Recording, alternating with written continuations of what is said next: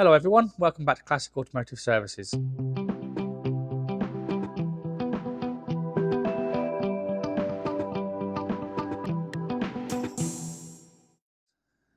Right, this week we started off by finishing off the white TR7 with the blown head gasket.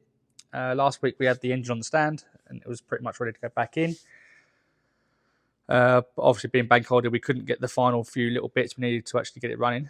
So I did get the engine back in last Monday and it was all ready to run. So on Tuesday morning I managed to get spark plugs and fluids that we needed just to run it. So that was all sorted out. Obviously we managed to get this correct champion spark plugs, as we've got a supplier quite local to us that stocks vast arrays of champion plugs, and they've got all the ones, especially for the Triumphs. So we got them, put them in, and we got it fired up. And that's when it didn't go quite to plan, as it was still putting out plumes of smoke out the exhaust. And initially I thought, well, maybe it's still got a bit of coolant in the exhaust system where the head gasket had failed. It did clear, but the engine was just running really, really rough. And then I noticed you could see the smell of the smoke, and it turns out it actually had diesel in the tank. It had quite a healthy mix of diesel and petrol in it, which is probably what caused the head gasket to fail in the first place. Can't actually prove that, but it's probably pretty much what did cause it, as having diesel in the fuel will lower the octane rating quite dramatically, cause a lot of pre-ignition, and cause a lot of damage. So we end up draining the tank, and filling it up with fresh fuel. And surprisingly, it ran absolutely perfectly then. Got it all set up, done quite a lot of miles on it. The car's actually at home now, as they only wanted us to put a decent amount of miles on it, make sure it's all good and ready to go. So yeah, that's parked at home, next to the platinum TR8.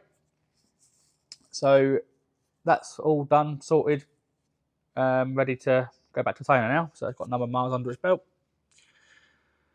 So then, after that, what did we have in next? I'm trying to think. Then we started doing the Volvo. We pulled the Volvo out from over there. Just put the Lotus over there for now to start doing a bit of panel alignment on this, as I promised the customer I'd start cracking on with it. So we got all the panels bolted back on, as the car arrived to me completely and utterly stripped. I didn't strip it, so I've got no idea where all the parts are and if all the parts are here, the nuts and bolts and everything else, but no idea if it's all here. So I thought, well, first of all, before we start doing the bodywork on it, we're going to have to put all the panels on and get them all lined up. So we got the panels on it. We'll have a look in a second. And got the passenger door on, which actually fits not too bad. Does need a little bit of reshaping and etc. to make it fit right. We've got the good second-hand driver's door on, which is gold, because the original driver's door was completely rotten. And it was just far more cost-effective to get another door that was in good condition and actually make it fit. Although on these, you will never buy another panel and put it on and it's going to fit right. They're well known for that, because they're pretty much, from what I can make out, they're a hand-built car. So got the door, and it actually doesn't fit too bad after some shimming and some adjustments. And again, it needs some alterations to make it so it's right. Bonnet and boot, they fit really well, as they were off this car anyway. So we'll have a quick look at the door gaps on this side. So initially, we're big here for some reason. I don't know why. The other side is actually the same. There's no reason for it to be big there, because the door actually comes away from the panel, so it's not actually going to hit. So that needs addressing. And then it needs this area here that I've marked. It needs this shaving, because it is nearly touching at the top. It needs that shaving, give a nice gap, and then re-welding and cleaning off so it seals the skin back up. And then It just needs this altering here slightly, as it's wrong. Doesn't quite follow the body line properly, to give it a half decent gap down there. If we look at the other side,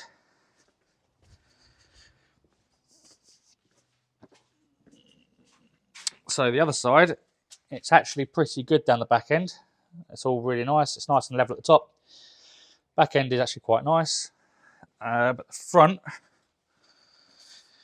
same story as the other side. It gets a bit big here, but not as big as the original door on the other side, and then it gets very tight there. So that just needs altering, so that the gaps are good. Bonnet is all fine. It's all lined up as it should be, and so is the boot. So the customer's hopefully going to come over on Monday, and we're going to have a look round it and try and get some sort of plan together with it, as it does need a considerable amount more work than we initially thought. Underneath, it's not that good, but we will have a chat with the customer and see what he wants to do with it, and what sort of extent he wants to go to on it. So that's the Volvo. Then we had the purple Stag back. If anyone remembers the purple Stag that we built about this time last year, a little bit later. About 10 months ago we started it, didn't we? So about 10 months ago, when we started it, it was a magenta Stag, where this is the one with the Wolf race slot mags. We built that car for the owner. We never actually done anything mechanical on that car, as it was already pretty good. The owner had it painted before COVID, and then it hadn't been reassembled. So it came to us for us to reassemble it and rebuild the entire car and put a nice interior and everything back into it. But that came in for some mechanical jobs. The handbrake just wasn't working. So we had a look at that, and all the rear brake shoes have been assembled completely wrong. So they weren't actually doing what they're supposed to, because on the Stags you've got the handbrake lever which hooks into the self-adjusting mechanism, and that wasn't actually hooked in properly. It was all dislodged, and it's not surprising they weren't working. And the brakes wouldn't have actually been self-adjusting either, because it relies on that to adjust the brakes. Then we had to also fit a new exhaust for it. Well, I say new, a good second-hand system from the downpipes backwards, as the silencers were rotten. Then there was just some odds and ends that we had to do on it for him. That went back, and then that would have been pretty much the end of the week, I think. So we have got another new arrival in, which we're going to look at in a minute. But first of all, I was going to sort of go into a bit of detail on fuels for the classic cars. Especially what made me think of it was the diesel and the fuel on the white TR7. So even today, I've seen on the Facebook sites, I've been flicking through this morning, people putting comments and asking what fuel they should put in their classic car. And again, everyone's conflicting each other, saying the E5, E10. And at the end of the day, you should not put E10 in a classic car. Just forget it. Don't try and be a cheapskate and save that extra couple of quid on the on a tank of fuel. It needs to run on high octane with the lowest amount of ethanol as possible. Now, the E5 and the E10, that stands for the amount of ethanol in the fuel. So the E5, it doesn't necessarily have 5% ethanol. It can have up to 5% ethanol, along with the same with the E10. It can be up to 10%. I believe Esso, I think they call it Supreme 99, doesn't have any ethanol in it at all, from the research I've done and been told. So that's a good one to go for. And obviously, if you've got a car from the 60s where it's supposed to run on leaded fuel, then either do an unleaded conversion or run on lead replacement. But most of the 70s cars, like the Dolomites, which we're going to go look at in a minute, the TRs and stuff like that, they already run on unleaded fuel because they've already got hardened valve seats in them because they've got aluminium heads. So you don't need to do an unleaded conversion or anything like that on them. If anyone tries to sell you an unleaded conversion on one of them, they're trying to get a load of money out of you for nothing. So also, the amount of cars that I've had in which are running so lean and not running correctly due to the fuel, even on E5, it's ridiculous. Basically, when you've got ethanol in the fuel, you need to burn a lot more of that fuel to get the same combustion, same mixture.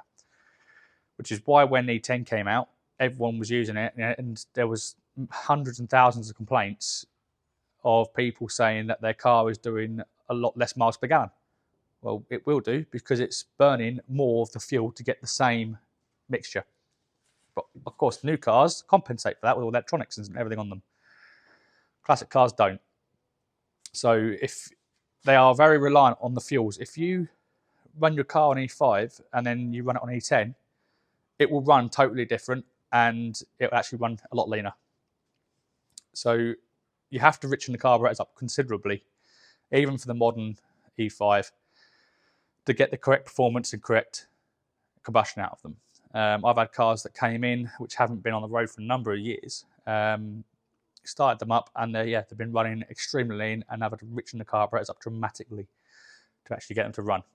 And I've also read that the modern fuel is also a lot more dense than the older fuel, which on the classic cars with like Strombergs and SUs, I suppose any fixed jet carburetor as well, it's a lot harder to get the fuel from the float bowl through the jets and into the engine. So again, they need in some cases, they need slightly different needles to be able to give the correct mixture. But 9 times out of 10, you can get away with setting them up and they run pretty much bang on. But you will need to have them tuned, and whatever fuel you decide you're using, E5 or E10, again, don't put E10 in it, but if you do, it's your choice. Stick with it. Don't then start changing over because it will throw your mixtures out. Get it set up on that fuel and keep running on that fuel. That's the only thing you can really do. And also, the octane rating needs to be high enough. If you've got a high compression engine with decent amount of ignition timing in it, if you put the low octane in it, you will get pre-ignition and damage your engine. So that's another thing to take into consideration. So I think that's where all I've got really to say about fuels. Just use the E5 in a classic car, and you should be okay, and still uprate everything on the car rubber-wise, fuel rubbers and things like that, fuel lines for ethanol rated, and you shouldn't have an issue. I think that is pretty much where we're up to on the fuels. So we're going to have a look at the new arrival.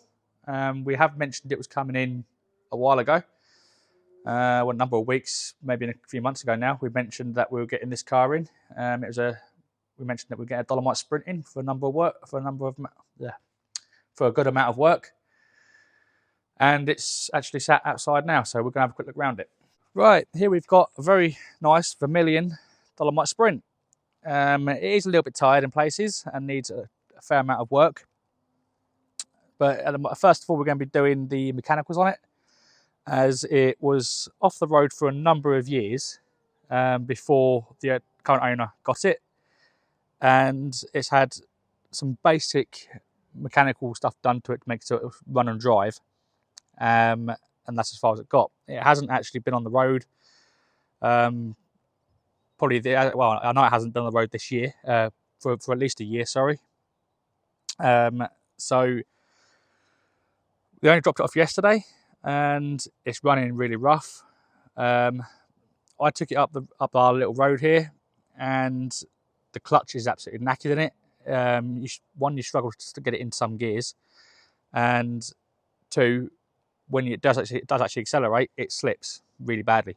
So I think the pressure plate's probably seized up on it.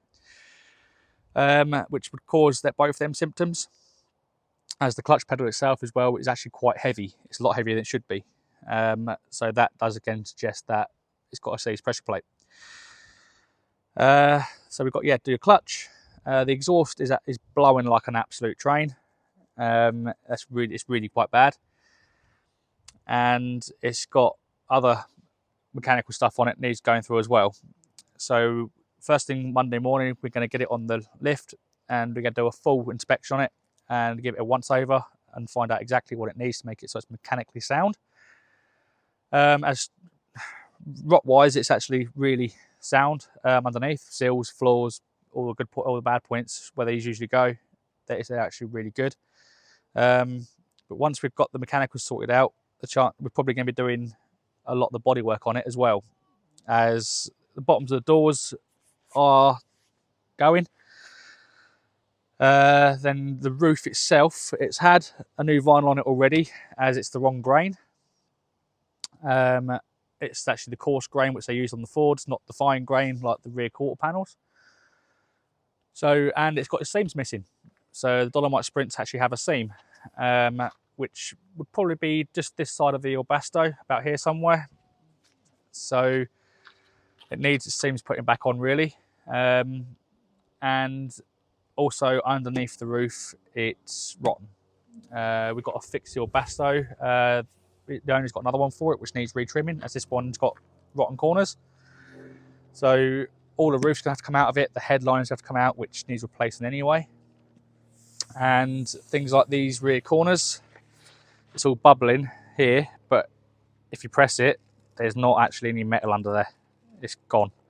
So it needs the vinyl coming off, needs the body repairs doing, and a new vinyl putting back on it, retrimming, and then obviously the bits of paintwork doing on it, some blow-ins, and give the whole car a good wash and a polish up, make it look really nice, because this colour will really pop when it's clean.